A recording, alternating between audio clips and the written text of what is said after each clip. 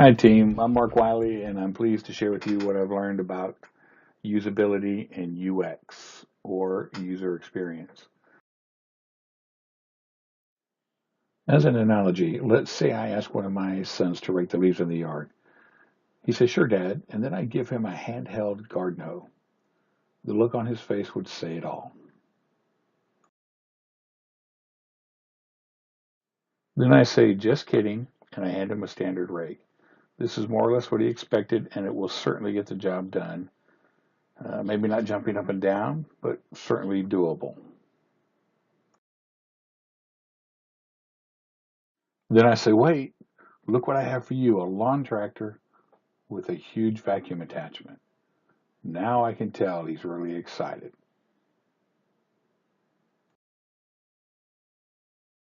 Translating the previous analogy, with the handheld tool, the usability factor is going to be 0, and that affects the user experience, which makes it horrible. When we use the rake, the usability factor is normal, it's expected. So the UX is, I'm not overjoyed, nor am I annoyed. I'm kind of what I expect things to be. With the lawn tractor and vacuum attachment, the usability factor is exceptional. The UX, user experience, is ecstatic.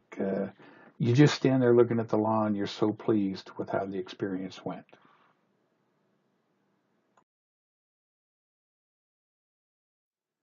So usability versus UX. This is not really a tutorial about something versus something else. It's an overview of the process of usability and the feelings of user experience or UX. Usability is about task-based interactions, the ability to do something intuitively and easily, and removing roadblocks. It's a clearly marked path with the stop signs in the right place and the big green road signs telling you where to go, and you have advance notice of when you need to turn, as opposed to going down a road and someone says you go past the haystack and then you look for cow, and then you're going to make a left turn there and go back 500 feet. And if it's not there, then you need to come back here and I'll tell you someplace else to go. And that's the difference in a usable website and one that's not usable.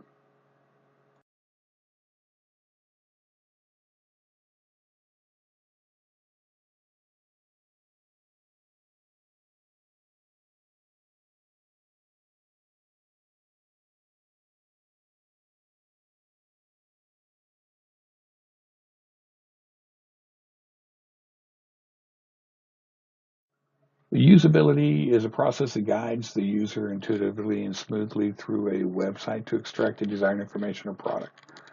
How well this is accomplished determines the user experience, the UX.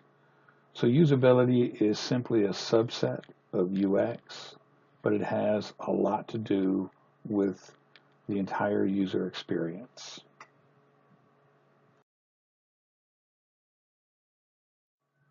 Consistency is one of the most powerful usability principles. When things always behave the same, users don't have to worry about what will happen. Instead, they know what will happen based on earlier experience, which means it's okay to follow many of the proven conventions.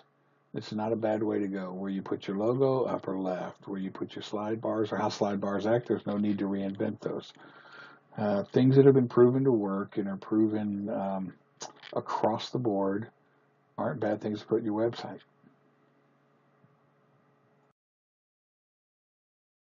Another thing to consider about usability, you can't always just do what's best for the users.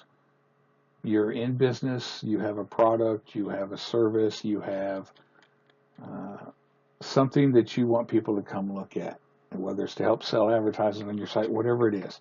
So you have to keep in mind what your business objectives are as you're building your website. If you are too one-sided and you think only about usability, user experience, but the user can never find your product, then they're going to have a bad experience anyway. And you're not going to be in business very long. So you have to think of these three things together: usability, business objectives, and user experience as you start from the skeleton and build your website all the way up to its finished product.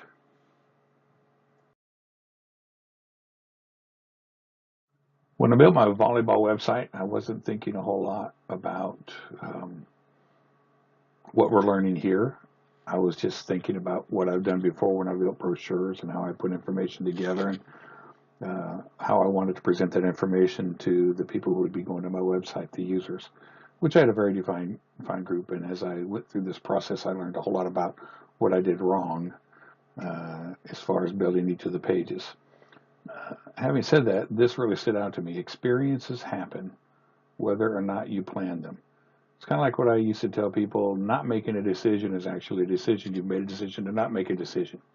In the case of websites, you make a decision to not build a user-defined usability site that promotes a great user experience.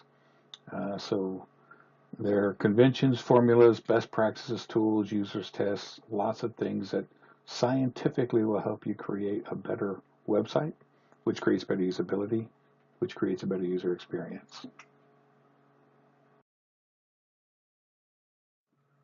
So the user experience, the UX, is everything, all put together. The usability of the website, all of that goes into the design behind it.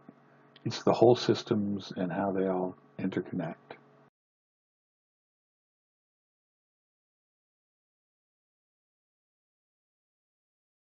Here I wanted to bring up a few points from Steve Krug's book, Don't Make Me Think Revisited.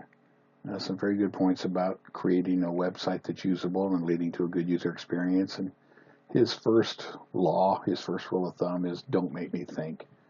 When he goes to a website, he doesn't want to have to think. If there are choices, they should be obvious choices, yes or no. Where should I go next? What should I click next? Shouldn't have to sit there and think about what's going on. His second rule is it doesn't matter how many times I have to click, as long as each click is mindless. A lot of people will think, and I've read some things where it said, you need to get somebody from point A to point B within 3 clicks. Krug doesn't care if you click 10 times as long as each click leads you to the right place and it's mindless. It's when you have to think about the click, and then you click, and then you go to the wrong place and you have to come back. Or you click or touch and you go to the right place, but then you have to think again what to do next. So it doesn't lead you through things intuitively. And then his third law, this is hard for me, is to look at what you've written in your website and then cut it in half, get rid of half the words. And then read it again and get rid of half of those words. Most people are just going to skim the websites. They're not going there to read unless it's a newspaper site or what have you. They're going to go look for something specific, and they're looking for a very easy way to get to where they want to go. And so they're going to look for keywords, key phrases.